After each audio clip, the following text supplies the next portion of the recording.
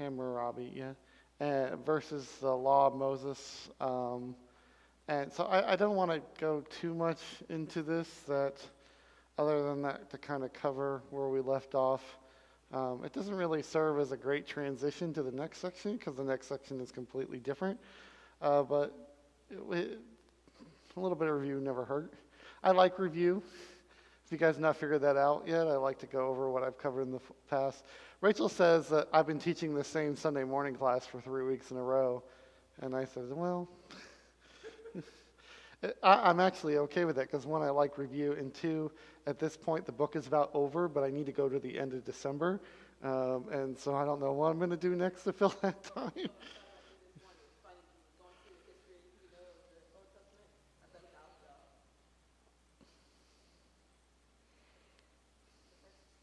Stephen? Oh, yeah.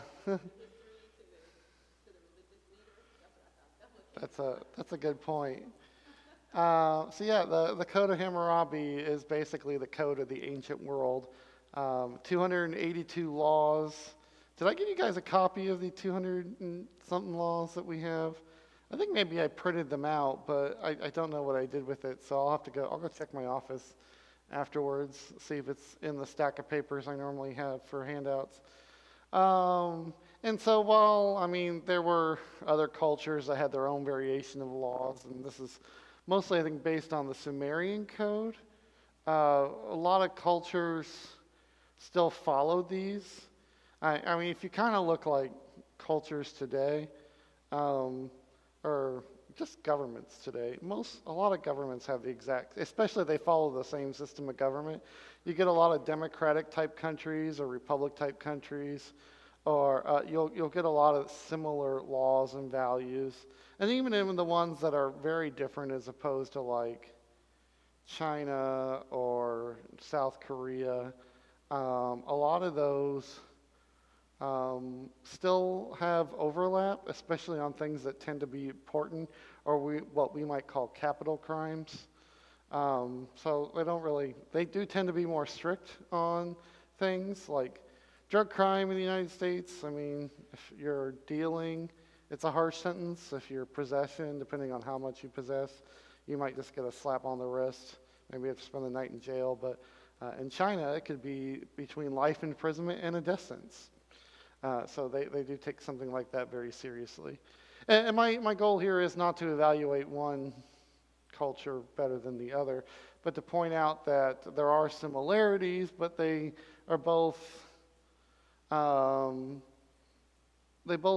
have a different application. And one of the applications is to guide the culture to function as a culture, or dictate the social contract. Every place has a social contract, either written or unwritten, things that you are expected to do when you are in that place.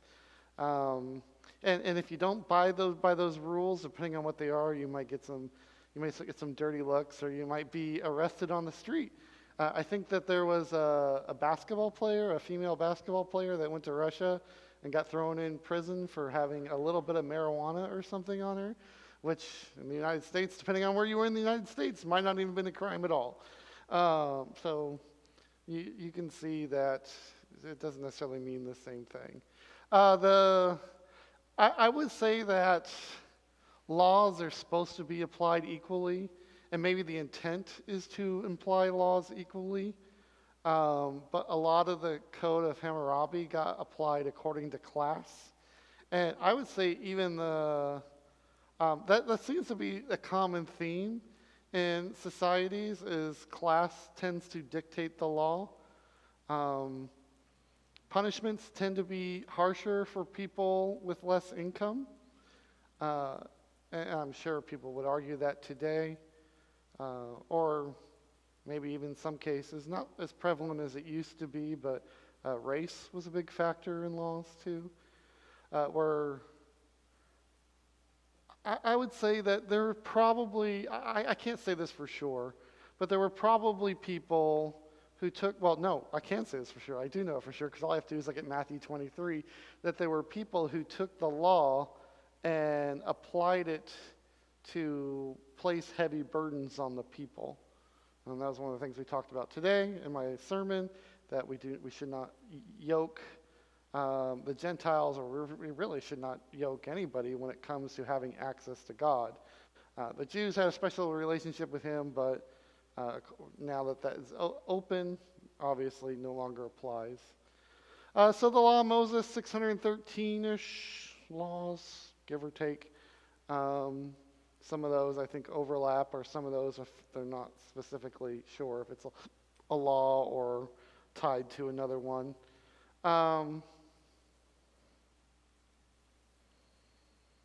Similarities, false witnesses, very similar, pretty much the same. Slavery, allowed under both the law of Moses and the Code of Hammurabi.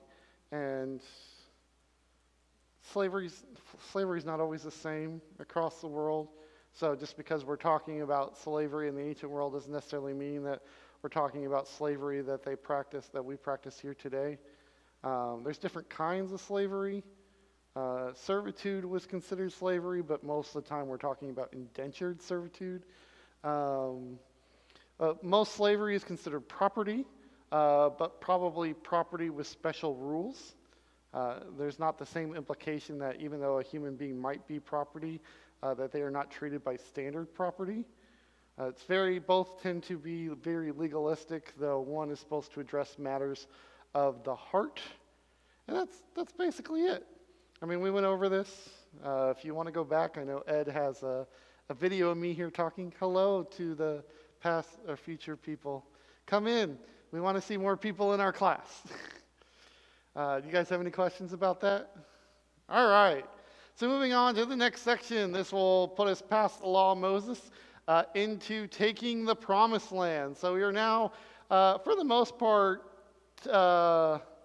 turning the chapter on the Torah and moving to the book of Joshua, because then that's where we're going to be moving forward. And we're going to go through this section rather quick.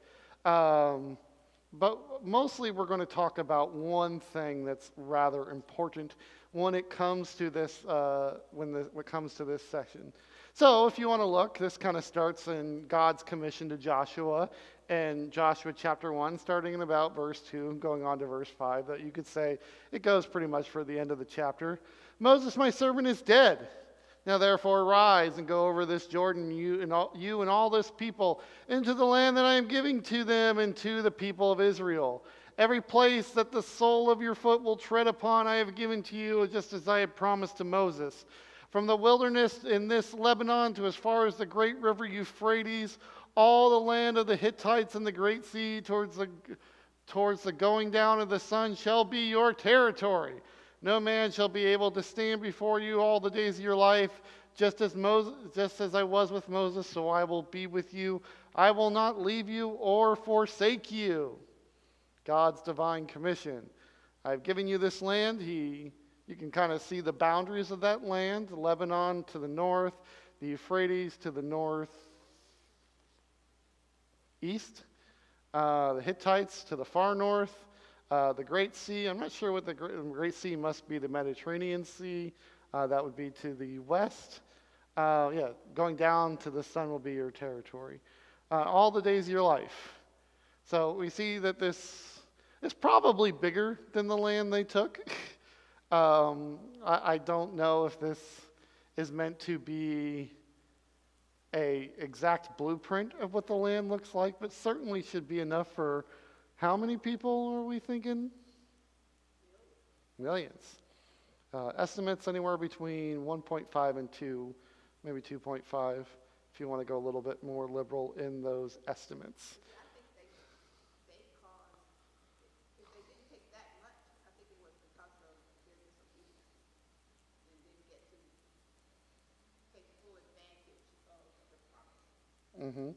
Yeah, probably. I don't know. But we're gonna run into something rather quickly. Early 20th century archaeologists believe that this trail of destruction, and that is a very crass way to put it, well, but it's exactly what it is. They're to take the land from the inhabitants of the land, and it is supposed to be their land, right? There's no other way to get, I mean, we could sugarcoat it as much as we want, but that's exactly what God told them to do. This is the land that I have given you, and it is your responsibility to drive out the inhabitants of this land. We see that this happens in 3 geographical and chronological phases, according to the Bible. The first are covered in Numbers chapter 20, verses 20 through 22. This is the Battle of the Transjordan. The second is the crossing of the Jordan River in Joshua 6 through 10. And the third is the conquest to northern Canaan in Joshua chapter 11. And after everything else after that, we could see that they were either successful or unsuccessful. But anyway, I like this quote by James Hoffmeyer. James Hoffmeyer is the author of the archaeology book that I've been using for most of this study. I introduced it to you guys at the beginning of this class because he's absolutely right. You read about something like this, something where you're watching destruction after destruction, especially described in the biblical narrative, you would think that this would be an easy thing for archaeologists to find, right? However, that is not what has been found. We did find some evidence, and I will say, first off, as I've said before, is archaeology is not a exact science. It's gotten a lot more precise than it originally was when it first started. I mean, we've been doing archaeology for almost 200 years now, I think. Yeah, we'll say about 200 years. I'll be generous. And it's changed a lot in that 200-year period, but dating methods have only gotten more accurate, not less accurate, and people are still having problems with what's been going on. So normally, one of the first things that we look at, and something that we know quite well, is the city of Jericho. Do you guys remember me talking about Jericho? El Sutan, with the fountains and the dig, and I showed you the picture of the tower at the bottom of the dig site, that Neolithic tower that puts it around 10,000 years old. Jericho is one of the first taking of the land where Joshua is given responsibility. Is here that Joshua goes and he sends the spies, and they meet the prostitute Rahab, and she saves them, and they make a deal with her, and then they march around the city. What is it, 7 times? Something like that. 7 times for 7 days, and then they all blow their horns, and the walls came crumbling down, and now we have children's songs, and we have VeggieTales movies, and it's kind of ingrained in our literature. The only problem with it is the city, as opposed to a lot of different cities, has been very, very well excavated. You can see at least it has gone through 3 major excavations in the last 150 years, that last one being the most one, and it's gone through actually more than 3. These are just the 3 most well-documented ones of the city. Kathleen Kenyon, I did a report on Kathleen Kenyon excavating Jericho in my graduate school days, and she believed, though she found a burn layer at Jericho to suggest that the city had been destroyed by fire, she could not match a correct dating to either the late dating or the early dating of the Exodus, meaning that she could not find a time period that fit no matter how hard she tried. This has been, there are people who disagree with her, there are people who think it fits naturally, but the larger consensus is she's right. So, I mean, I could say that she's possibly wrong, and I don't know enough about archaeology to tell you with any brand of certainty, but she is one of those people that wants it to be right. She does not want it to be other ways. She's just saying, I can't reconcile with what I know versus what I believe. And so she has difficulty fitting the Bible's claim. Okay, yeah, so originally thought... the next one we see outside of Jericho is the city of Ai. Well, what's Ai? Do you guys remember the story of Ai?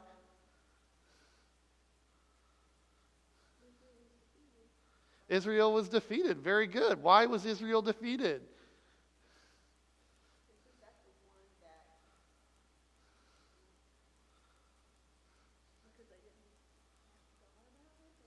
No? Huh? No? Ah, this when I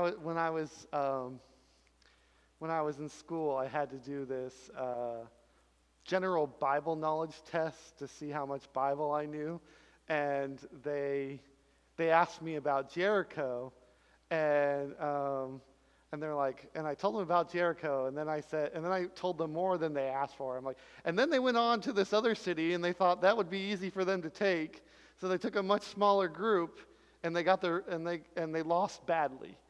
And they lost because somebody took money from Jericho, and yeah, you got it. There you go. So this was the city. This was the city of the consequences of their sin. And then what did they do to Achan? Yeah, they killed him. So he was really Achan then, right? Wasn't he?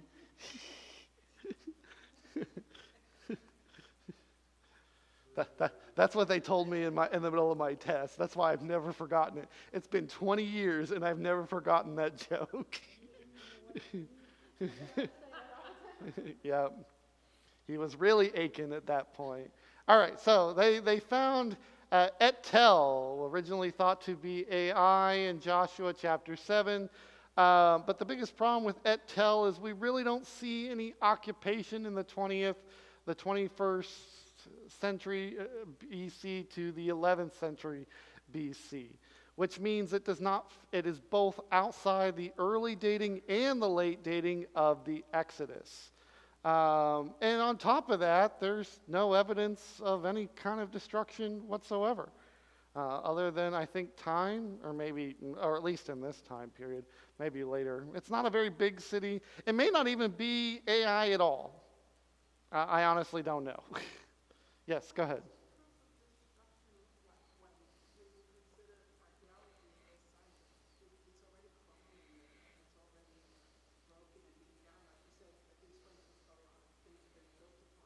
Sure. Okay. Go ahead. Mm-hmm.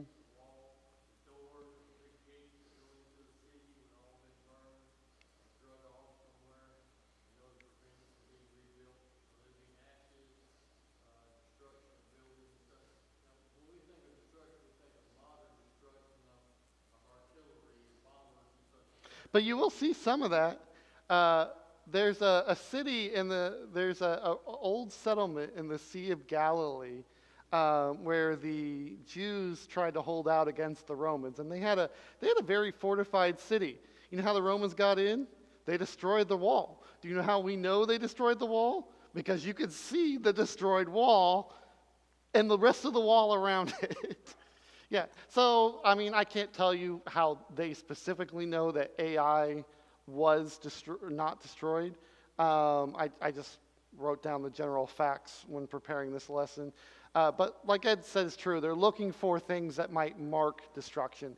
Because normally if you come upon a ruins, you might find faded stones. You might find things that look toppled over. Well, there's something that...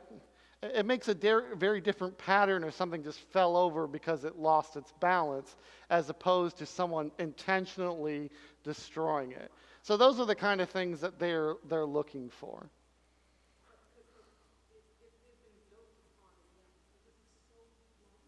Mm-hmm. Sure.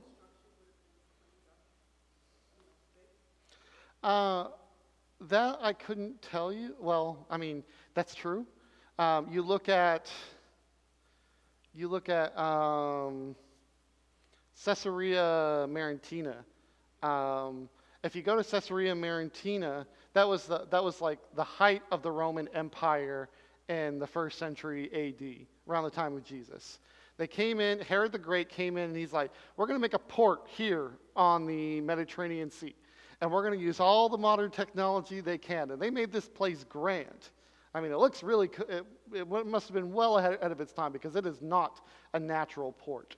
However, something happened about 700 years later that completely changed the way that Caesarea, maybe like 900 years later, changed the way that Caesarea Maritima looks. Do you know what happened in that time period? No, about 1,000 years, I'll say 8,000 years afterwards, the Crusades came through. And they took all these glorious pillars and they used it to build walls. And then you could see that these pillars are plastered now into walls. And then you could see where they've been destroyed. So, yeah, I mean, that things like happen. I mean, like people are going to come and they're going to use the resources that are available to them. But when things don't match up, you can normally see that they don't match up. And you could see the effects of things not always matching up. And you have to also understand that a lot of these things are really, really heavy. So unless that they are intentionally using them for something else, they're probably going to stay where they're at. So yeah. So what specifically do they say? It means that they probably see common patterns of rock formations like there with no scattering of the rock.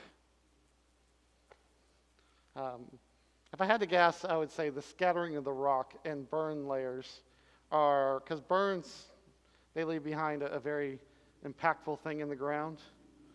You can't really clean that up very well, and why would you want to? So as far as I know, at Tel, there's none of those things. But yes, those are good questions. Now, it's possible that at Tel is not AI at all. So they could be completely wrong.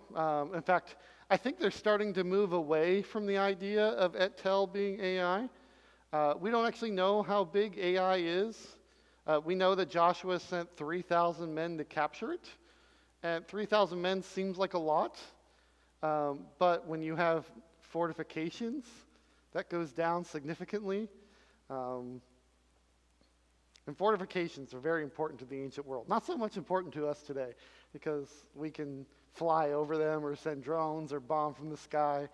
And so what do we do with fortifications? We dig down, in some cases, miles under the earth. And even then, we have bombs that are designed to get those things. So I would say that Joshua's defeat at Ai, if it was a big city, it's either this, which doesn't fit the time frame, or we just haven't found it. Or the third possibility is that it didn't happen the way the Bible claimed it happened. Other noted things that you could see here. Tel Bet Mishur,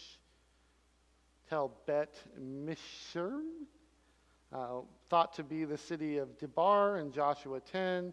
Bet-Tim, thought to be Bethan in Joshua chapters 7 through 8. Both sites indicate destruction, which supports the biblical narrative. But a lot of these general things started to make people really question the biblical narrative. And so if you study Albright, William F. Albright, he's a very important archaeologist from the 1950s and 1960s, probably the big name in archaeology in this time period. He started to rethink the mass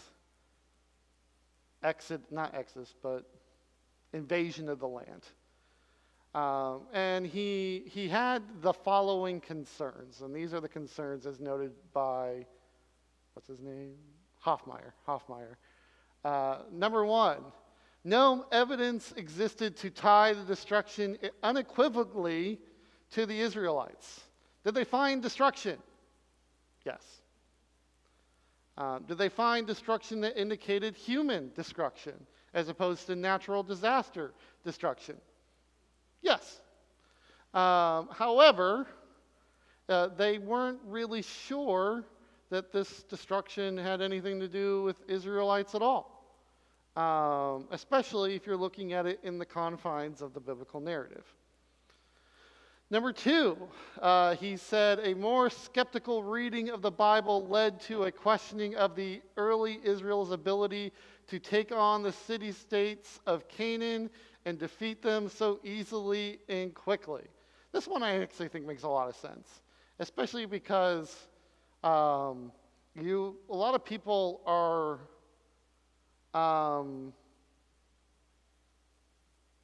plagued by reader bias. For example, I wrote a book. All right, you can read my book. I don't really care. I want people to read my book, but that's besides the point. The first draft of my book took place over a period of 7 years. And when I started having the early people write back to me, they said, "Why is your person always fighting? How are they not tired?" And I'm like, "Well, what do you mean?" And they said, "Well, they just go from one battle to the next with few breaks in between them." And I'm like, "No, those battles take place over years." And she's like, "Well, I didn't get that impression." And that's the point, is when you read something, a lot of people read to the point of they think of everything happening in real time. How long do you think it would take you to read the book of Joshua?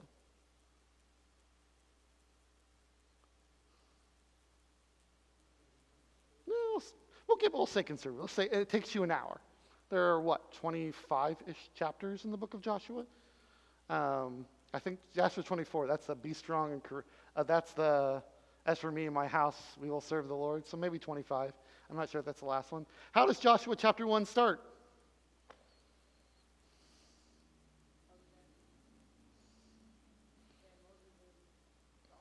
Moses is gone? Yep. How does Joshua end?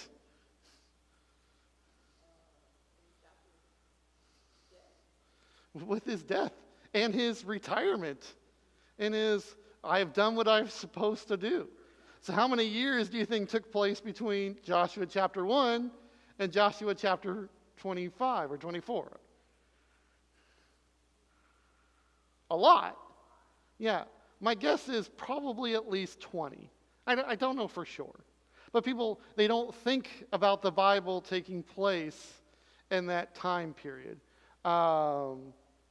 They think about these events happening one after another because that's how the Bible writes them. That's actually how most history is written.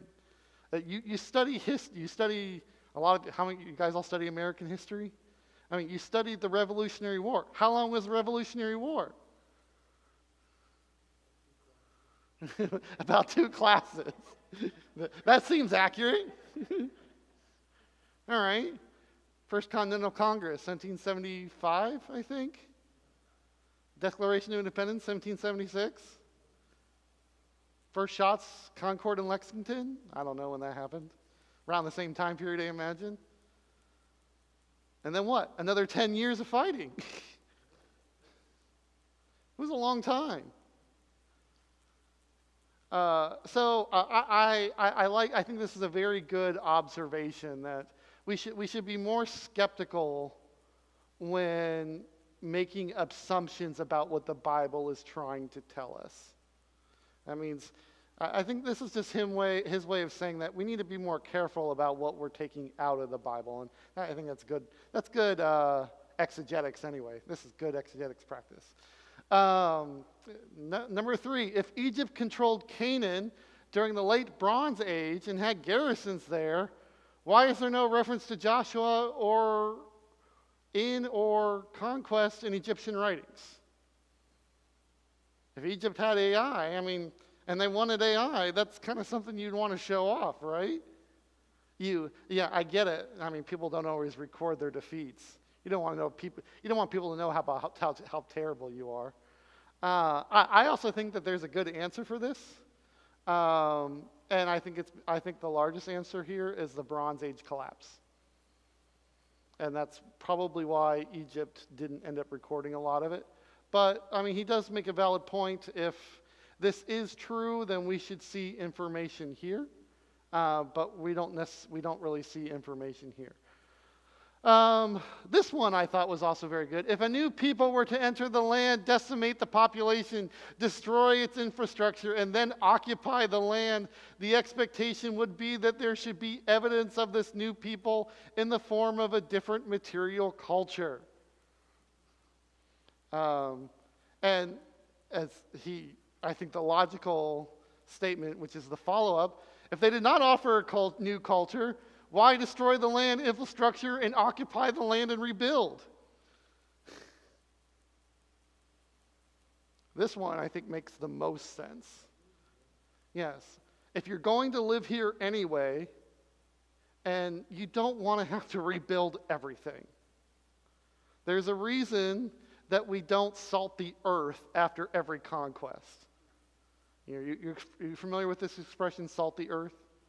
All right? Because what do you want to do? You want to farm again. You want a development. And a lot of these things don't develop very easily. Building walls in the ancient world was not an easy task. Now we can do it pretty easily. Not that they're much more effective. So we see that so if they did conquer the land, it might make sense why that there's not a lot of destruction. So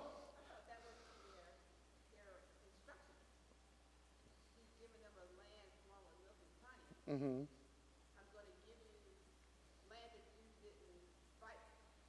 You didn't plant. You didn't build right. Mm-hmm. You didn't build, so I'm giving you sure. this prosperous. Yeah. Well, yes, and I agree, and that's eventually where I'm leading to.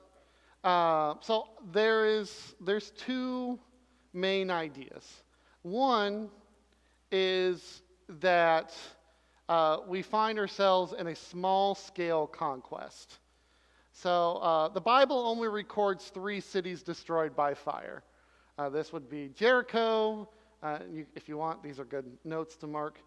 Jericho in Joshua 6:24, Ai in Joshua 18 verses 19 through 20, and Hazor in Joshua 11:11. There's also regions that the Bible claims that were not conquered. And these are all found in Joshua chapter 13, verses 11, as seen here. The southern coast of Canaan, I believe that area will eventually become the Philistine lands.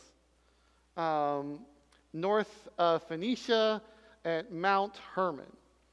And of course, as what I've already said, this took place over a period of years, not over a place of weeks and months, which would more likely support an invasion instead of a conquest. And as you pointed out, that was the original instruction. And we know that this is on a faster time period because look at Joshua 13, verse 1. What does it say? When Joshua was old,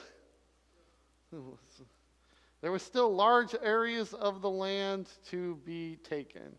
All right. So did it happen in a small conquest? I don't think it happened. After studying this in grad school, I don't think it happened in you have this large group of people coming in and just overserting dominance through this large group. The Bible makes it very clear it happened over a long period of time in a very, very small area. Israel is only what? I think it's like 160 miles from north to south and only 60 miles east to west. Most of our states are bigger than that. Yes. Mm-hmm. So eventually they conquered, and eventually they settled, and here you get which would become the settlement of Israel, not necessarily the true settlement of Israel, but at least the one that ends up happening, because there's actually more, that was supposed to be Manasseh and Ephraim. There's actually 3 of the tribes are supposed to be on the left of the Jordan, Manasseh being one of them. Manasseh gets 2 halves, but I don't remember the other 2. And this is eventually how it ends up. So, didn't offer a new culture. So there's either a very small scale conquest, or it worked out much like an invasion. A new people came in, took over the lands more slowly, and they had problems with integration. Did the Israelites have problems with integration? Absolutely. Were they able to drive out the people? Not all of them. Some of them. So they did not if they were not able. They did not. Okay. I'm going to lean more towards the other one, that they were not able. Or, I mean, at least because some of them did. Yeah. So I don't, maybe they got soft. Maybe they thought, okay, well, I don't want to be that kind of fighter. I don't know. The Bible isn't clear so much on the how things happen, but more on what happened. So we have to fill in the blanks. I like the small-scale conquest. I like the invasion idea. I think both can be supported by the biblical narrative. It doesn't, neither one affects others. It's not how most people think about it. And does it matter? No, not really. Yes. Mm-hmm. And even then, we know that the West settled before the East. In fact, that got them into trouble because they were supposed to come and help, and did they? Nope, they didn't want to. I wouldn't want to either. I got my part. All right. But Josh renews this covenant at Shechem, which is important. Joshua gathered all the tribes of Israel to Shechem and summoned the elders, the heads of the judges, and the officials of Israel, and they presented themselves before God. This is Joshua at the end of his life. This is where he gives his famous, "As for me and my house, we will serve the Lord." Shechem becomes a very important city in all of Israel. It's basically, I think it's basically the Jerusalem of the north. Don't quote me on that. I always I might mix it up with Bethel. I got to go back and look. However, there is something here. We found these were discovered at Shechem, or what we believe to be Shechem. This is called this is a pillar. Here, you can see a nice picture of that. Can you guys see that okay? I should have made a bigger one. But we see that these pillars, or this pillar, is biblical. And the leaders of Shechem came together and all at Beth Milo, and they went and made Abimelech king by the oak of the pillar at Shechem. This is a little bit later. This is Israel's first king, by the way. Abimelech. You guys know what Abimelech means? It means king. So I don't actually know if he's a king. I just think here's a king named King. But Joshua, they made a covenant at Shechem, and they set up a pillar at Shechem. And the Bible references this one book later, because Joshua, Judges. Now we're in Judges. We're in Judges chapter 9. I believe this is around the time of Gideon, and we have found this pillar at Shechem. So if Joshua does take the land and does lead the people into the land, takes the land, settles, makes a promise with Israel at Shechem, wouldn't it be nice if we actually found proof of that covenant? Well, there it is.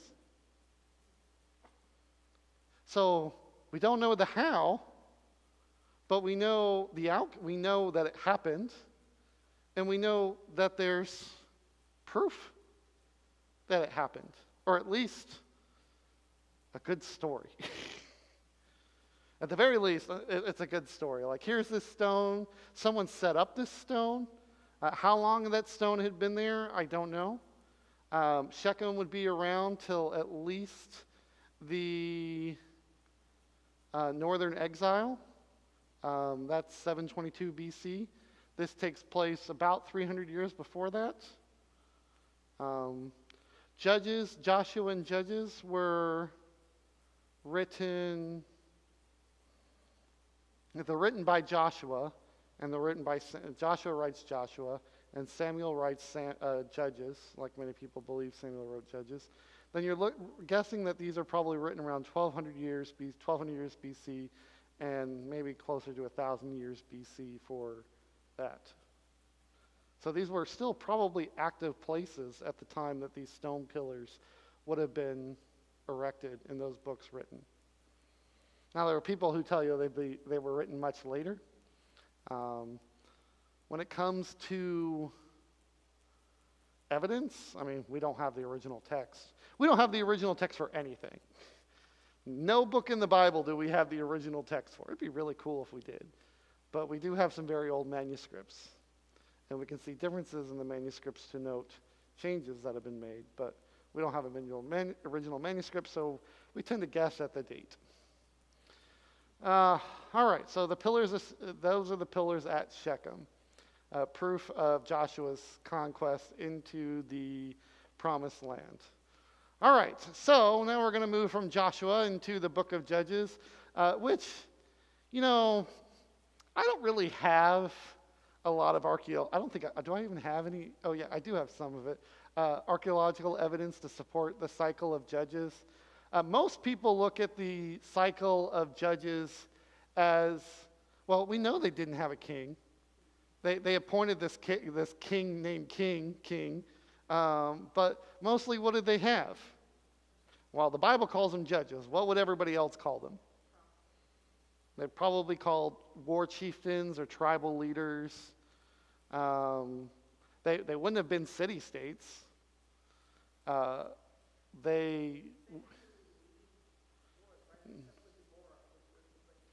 Yeah, I mean, they fought against their enemies.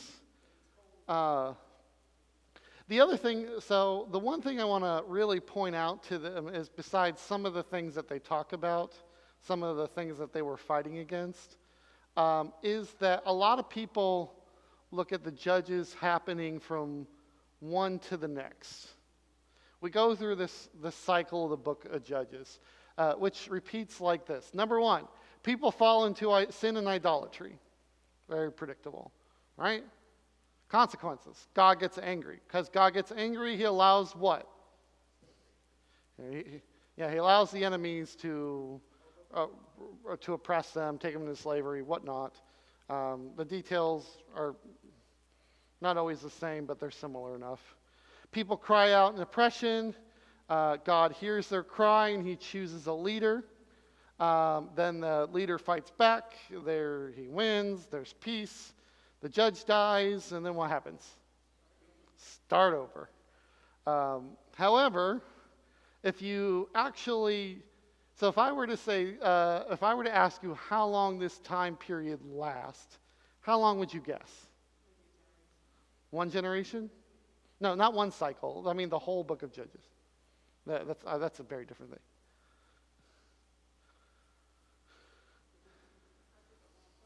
100 years? 200 years? 300 years? Did the judges ever overlap?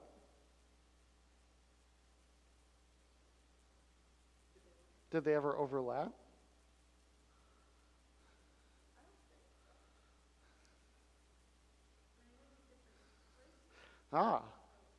There you go. Actually, it's very, very possible. So if you do a study on the book of Judges, the time period of the book of Judges will be almost, depending on who you look at, all over the place. I've seen it as short as 50 years. I've seen it as long as 250 years. I would say I tend to be more on the conservative side, so I'm going to say more closer to the 200-year mark. But we look at Judges happening in this cycle, And this is a very predictable cycle because that's how it's written. But we tend to think of one leader for all of Israel. But what does Israel not have at this time? They don't have a king. And what does Israel have at this time?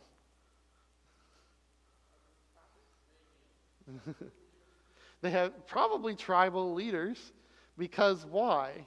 There's a very specific reason. I'm wondering if you guys can get it. I don't want you to get. There you go.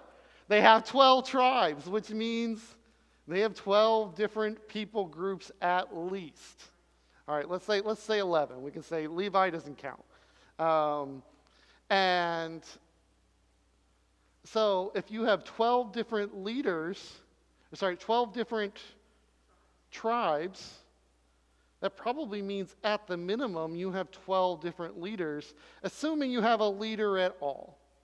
And so if you look at the book of Judges, there is overlap. But a lot of times when it's talking about one place, it's not talking about the same place, the same thing happening at that same place.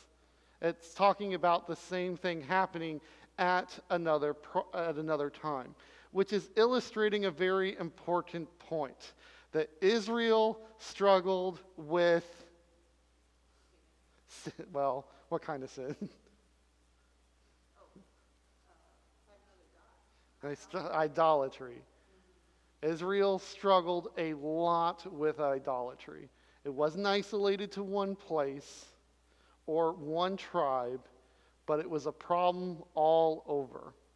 Probably a consequence of what? I think when they moved into Canaan, all the people that they were around and near, trying to be like them. Yeah, they didn't drive the people out. In fact, it got a little bad for one tribe in particular. Who do you think it got really bad for the most?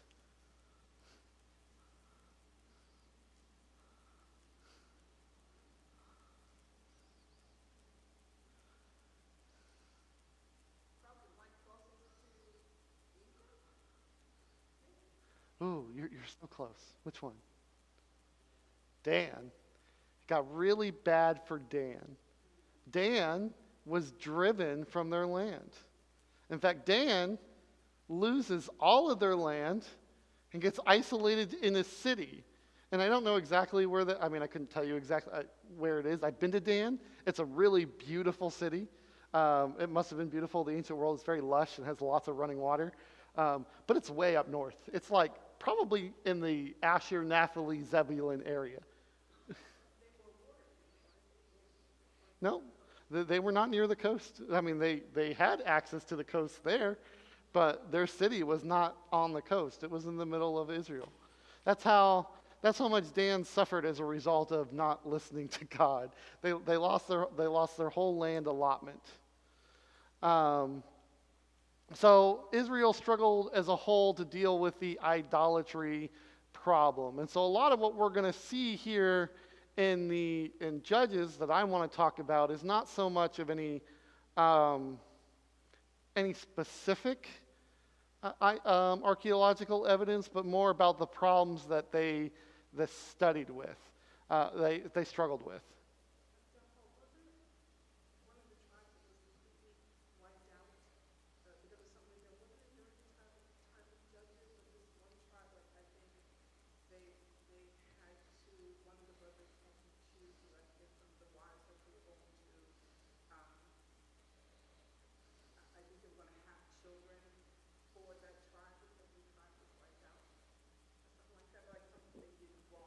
I mean, Dan's the only one I know that completely lost their allotment, and they moved up north. I can't recall any story like that, but now I'm curious. You're going to have to tell me. Find it and tell me. Yes. Yeah. I don't remember that at all. It's been a while since I've read Judges.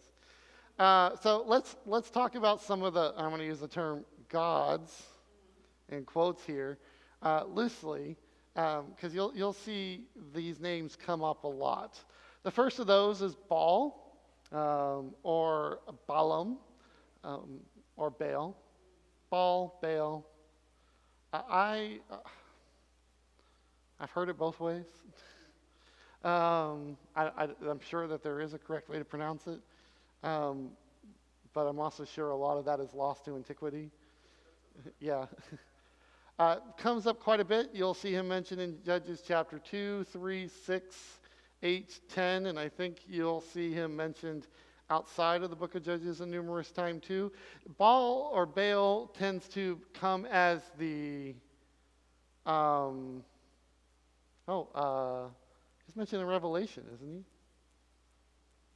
I think he's mentioned in Revelation. He tends to become the antithesis of the Israelites, or the antithesis of God for the rest of the Bible. A lot of people look at it as God and Satan, but I think there's probably a lot more support for Baal fitting that role than it is Satan. Not that Baal's an actual God, just that if people are following one or the other. He's the Canaanite god. Canaanite is the local god of fertility and the chief god of the Canaanites. Biden destroys. Oh, I don't know why I wrote Biden. Gideon is chapter 6. I think it's Gideon destroys his father's altar to Baal in Judges chapter 6. And here is a picture of him. I think that's a slab of sandstone. Asheroth, also called Asheroth or Ashtar. Judges chapter 2 and 6, sometimes seen as Baal's wife or lover. There's a lot of opposites with these gods.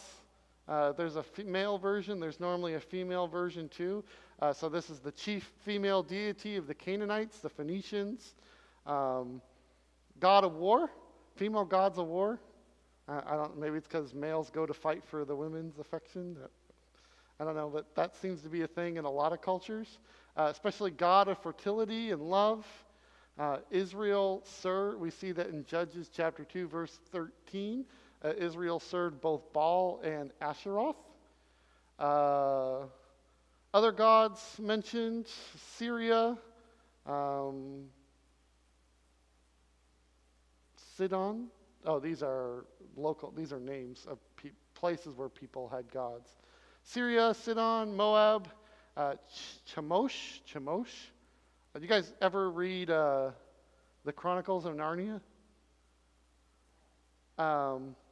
In the last book, Chemosh is the god that they're worshiping in there. I think C.S. Lewis, out of all the ones that C.S. Lewis could have chose, he chose that one. Moloch. Moloch becomes really, really important. In fact, Moloch is still referenced today. Does anybody know why? Because there's something you did to Moloch that people have made parallels to in today's culture. Child sacrifice. So people say abortion is the sacrifice to Moloch today.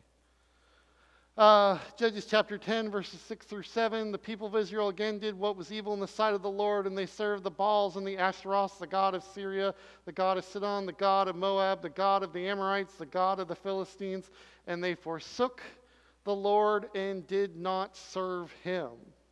A lot of different peoples. Dagon in Judges chapter 16, 23, the Philistine god of grain and fertility. I think it's like a man, half fish. This one makes it look like a mermaid.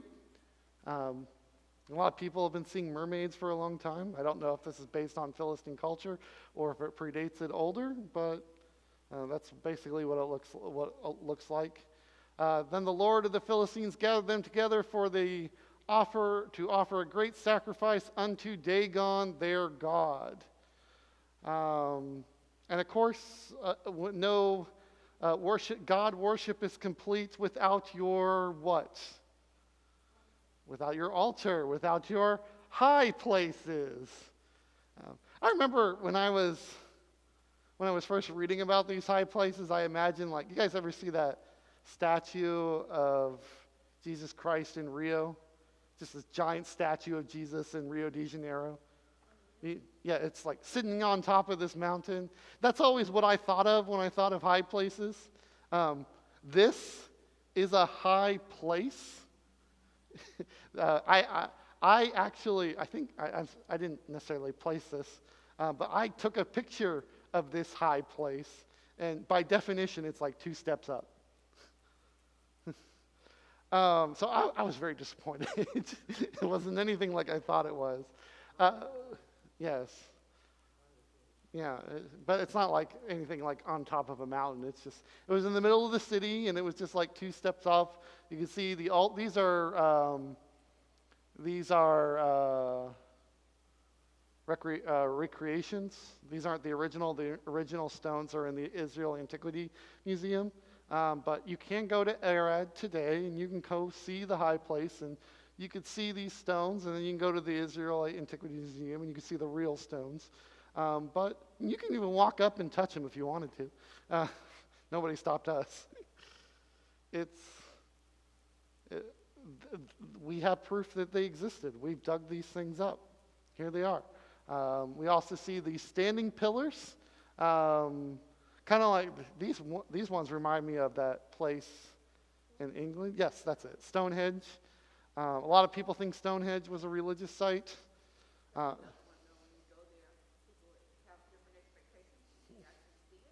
Mm-hmm. Yeah. These are the standing stones that are in the Israel Antiquity Museum. They might have some replication somewhere where they found them. I don't remember. I just remember seeing these. I don't know if I took this picture. I have pictures that I took, and then I have pictures I just pulled off the line. I took a lot of pictures. Not very big. I mean, they're probably about 6 to 8 feet tall. You have to remember these things are still very, very heavy. You want them to last a long time, sure. And obviously you could see that they lasted a long time, but you probably aren't going to be moving them very much. That's really all I have on Judges. I want you to get a little bit of insight into the things that people worshipped and what it might have looked like. For us, we know we have different idols today, idols that are a lot more pressing. By definition, an idol is something that you treat as more important than God. And some people, sometimes it's money. When Jesus addressed that, I mean, I don't know if I'd count money an idol, because money is one of those things you need. You don't need idols at all, but you do need money, which is why I would not count, for me personally, never count money in the idol category. But there are still plenty of things that we don't need in our society that we put above God. TV is becoming less prevalent, but a lot of people, sports, because the question is today is, are sports becoming the new god of the age? We don't worship things made of stone and metal anymore, but there are still plenty of things that are taking this place. The world is still affected by idol worship, even though it no longer looks like this. And to say that, in my opinion, the greatest thing that Satan did to advance his cause is to hide it, is to, one, convince the world he does not exist, and two, hide it and not an easily identifiable object. That's the thing. When people like, well, you have this idol, you knew that that was an idol. You knew that was something that represented God. We don't really see that today. No one is going around worshiping little statues. We do it in other forms. Any questions? All right. I will not be here 2 weeks from now. I'm going to Indiana for Thanksgiving. So we'll cover this again. We'll move forward into the next section in December. And then or at least the second week in December. And then that's going to be around Christmas time, so we might go ahead and cancel that. But my point is, expect that the schedule is not going to be